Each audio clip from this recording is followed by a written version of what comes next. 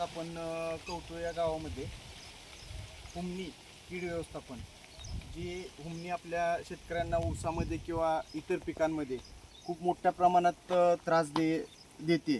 त्या हुमणीचे उच्चाटन करण्यासाठी आपल्याला प्रात्यक्षिक आपण दाखवत आहेत. तर या ठिकाणी आपण पहिला पाऊस ज्यावेळेस होतो त्या पावसाच्या आधी आपण एक लाईट ट्रॅप हा कन्सेप्ट आहे. त्याच्यामध्ये असं असतं की एक आपण 3 बाय 3 फुटाचं खड्डा खांदून त्याच्यामध्ये पिवळा कलरचा कागद टाकून 1 ते 1.5 फूट अंतरावर एक बल सोडत असतो.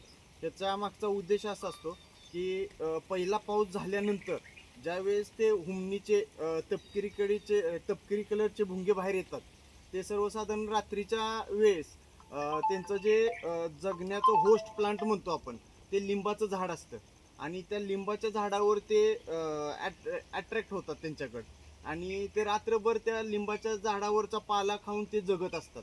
तर आपण त्या ठिकाणी जर बल लावला आणि लाईट ट्रॅप क्रिएट केला तर त्या लाईटीकडे ते भुंगे आकर्षित होतात आणि जे काही भुंगे तिथं झाडावर गोळा झालेले असतात ते त्या बल्बकर आकर्षित झाल्यामुळे तिथं त्या ह्याच्यामध्ये बलकड येऊन खाली जे आपण खड्डा खांदून त्याच्यामध्ये पिवळा कागद टाकला आणि त्यात पाणी सोडलंय त्या पाण्यामध्ये ते पडतात आणि तिथं त्याचा जीवनक्रम नष्ट होतो. म्हणजे ज्यावेळेस त्यांचं झाडावर ते मिलन झालेलं असतं त्या ठिकाणी ते एक भुंगा शेकडो अंडी देत असतो.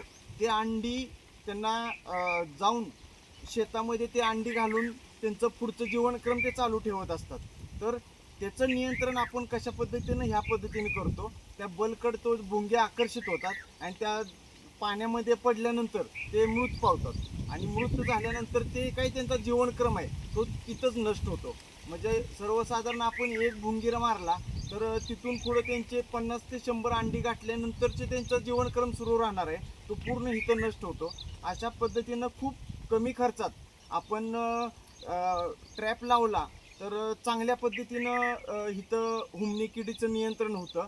फक्त एक लक्षात ठेवायचं असतं की जे काही पाऊस पहिला होणार आहे आपला, तो सर्वसाधारण चांगला पाऊस झाला आहे आणि ओलावा कमीत कमी अर्ध्या फूट आणि 2 फूट अर्धा फुटाच्या वर क्रिएट म्हणजे तयार झाला तर ती भुंगेरी त्यातून बाहेर पडतात. म्हणजे मोठा पाऊस होण्याच्या झाल्यानंतर बरोबर आपल्याला ह्याचा उपयोग होतोय. त्याच्या आधी आपण हे प्रात्यक्षिक घेऊन सर्व शेतकऱ्यांना जागृत करतो की भुंगेऱ्याचं किंवा हुमणीचं आपलं चांगल्या पद्धतीनं नियंत्रण करू शकतो.